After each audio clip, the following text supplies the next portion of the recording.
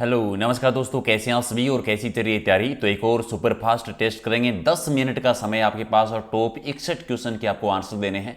जो भी स्कोर रहे कमेंट करके बता दीजिए कि कितने क्वेश्चंस आपने सही किए हैं, कितनी आपकी तैयारी है।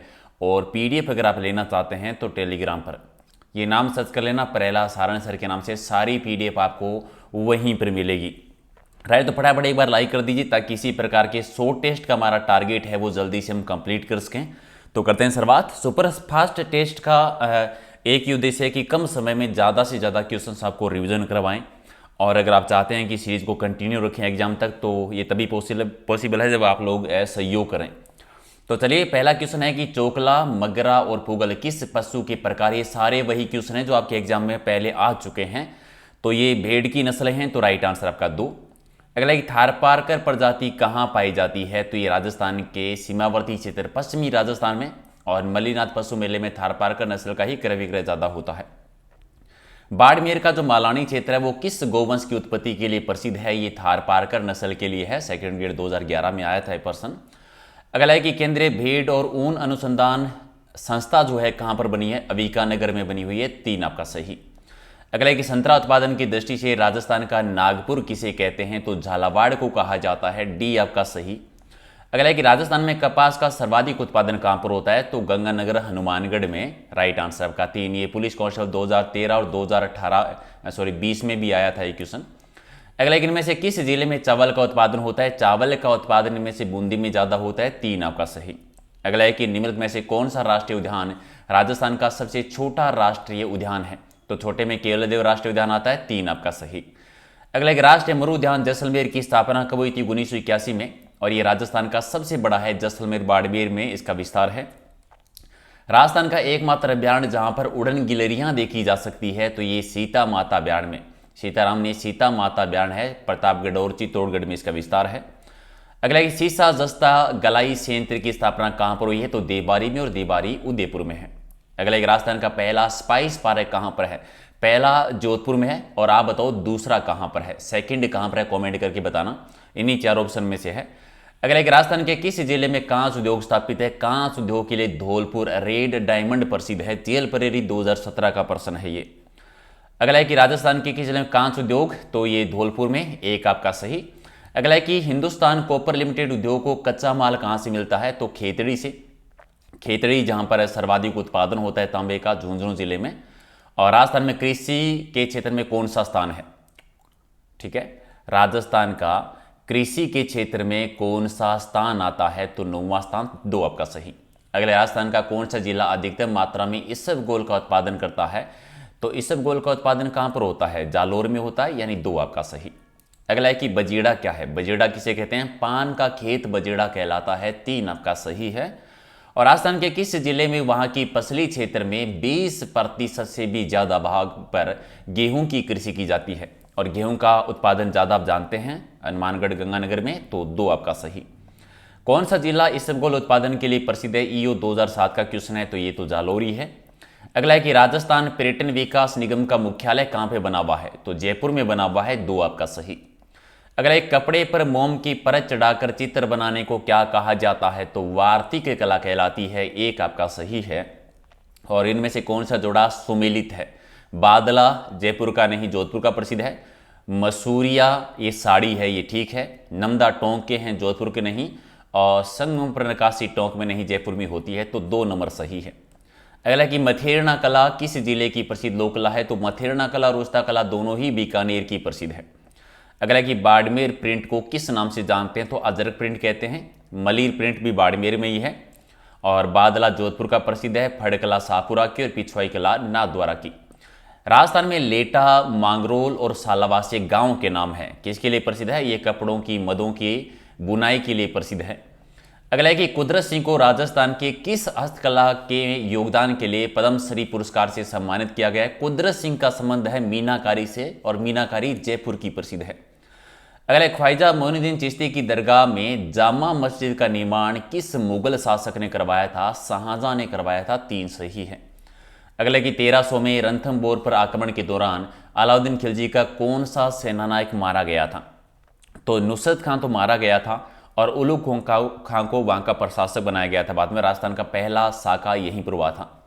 राणा सांगा ने किस युद्ध में बाबर की सेना को हराया था? तो बयाना के युद्ध में तो हराया था और खानवा के युद्ध में हार गए थे।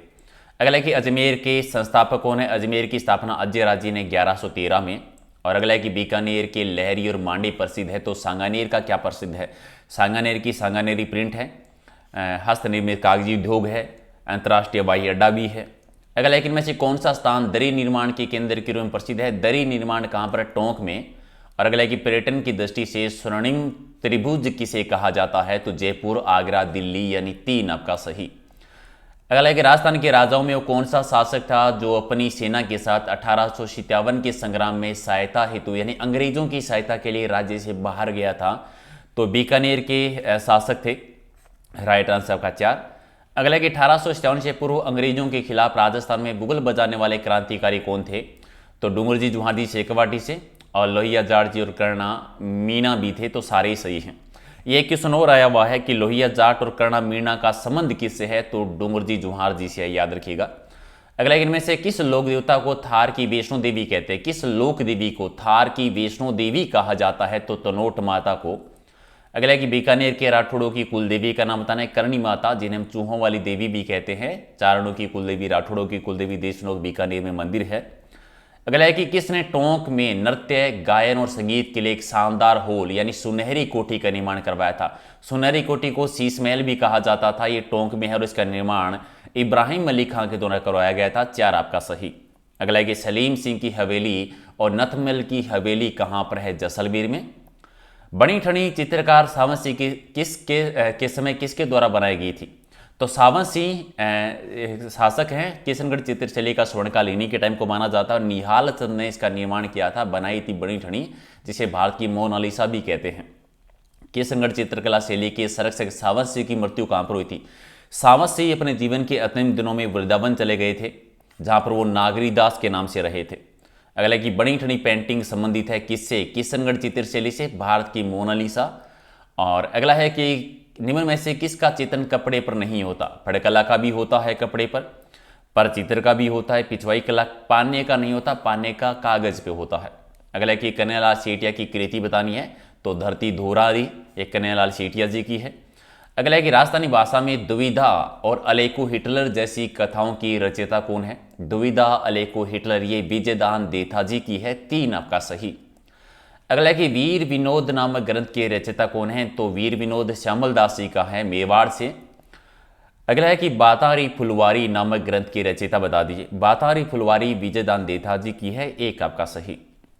अगला है कि वह गांव जहां अडानी पावर राजस्थान लिमिटेड इकाई स्थापित है, ये कवई गांव में है और कवई गांव जाता है 12 जिले में। अगला है कि सौर ऊर्जा इंटरप्राइज क्षेत्र निम्न में से किन जिलों में है? तो ये जोधपुर में है, बाड़मेर में है और जैसलमेर में भी है। अगला है कि राजस्थान का परमाणु केंद्र कहां पर है? भी परमाणु केंद्र रावतबाटा में है। दूसरा कहीं बनने वाला है क्या राजस्थान में? अगर बनने वाला है तो कहां पर, बताइएगा कमेंट करके। अगला है कि राणा प्रताप सागर पन विद्युत गृह कहां पर स्थापित है? तो रावतबाटा में ही है। RS परी 2007 का प्रश्न है ये। अगला राज्य में सौर ऊर्जा चलित मिल्क चिलिंग प्लांट कहां पर बना हुआ है? तो ये रानीवाड़ा में। 4 आपका सही। अगला है कि राजस्थान सरकार के द्वारा पहली बार सौर ऊर्जा नीति कब घोषित की गई थी?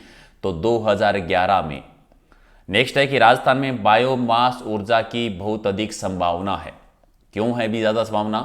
क्योंकि राजस्थान में सरसों की भूसी उपलब्ध है। सरसों के उत्पादन के मामले में राजस्थान पहले स्थान पर आता है।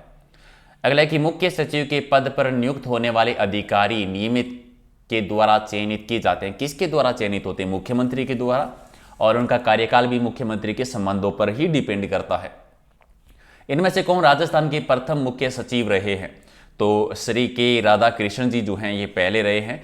आप वर्तमान की बताओ, नेजन आर्य है या कौन है? कमेंट करके बता देना वर्तमान में मुख्य सचिव कौन है। अगला है कि मेवाड़ की मगरा क्षेत्र के भीलों में कालाजी किसे कहते हैं? मगरा क्षेत्र में एक धुलेव जगह है उदयपुर में, धुलेव का धनी कहते हैं, केसरीनाथ जी कहते हैं क्योंकि सर्वाधिक केसर टिपती है, ऋषभ देव जी, आदिनाथ जी, सारे ही नाम हैं, तो डी कर देंगे सही। अगला है कि राजस्थान के जून माह में न्यूनतम वायुदाब किस जिले में मत है? पश्चिमी राजस्थान में, और पश्चिमी राजस्थान का एक ही जिला ऑप्शन में जैसलमेर। अगला है कि शुष्क जलवायु की भली भांति अनुकूलित पेड़ पौधों को क्या कहते हैं? तो शुष्क जलवायु में जीरोफाइट वनस्पति, मृदभिद वनस्पति होती है, तो मुरुदभिद या जीरोफाइट वनस्पति बी आपका सही। और 61 के राजस्थान में स्थित सबसे पुराना सीमेंट का कारखाना कौन सा है? लाखेरी बूंदी में 1915 में ये बना था। उत्पादन शुरू हुआ था 1917 में, लाखेरी बूंदी में है, डी आपका सही।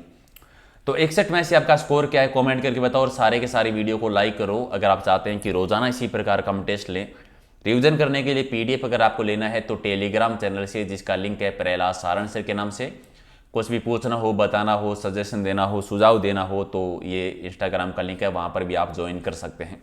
ये फेसबुक पेज का लिंक है, सब जगह ज्वाइन कर लीजिए। मुलाकात होती रहेगी, नई नई अपडेट आपको मिलती रहेगी।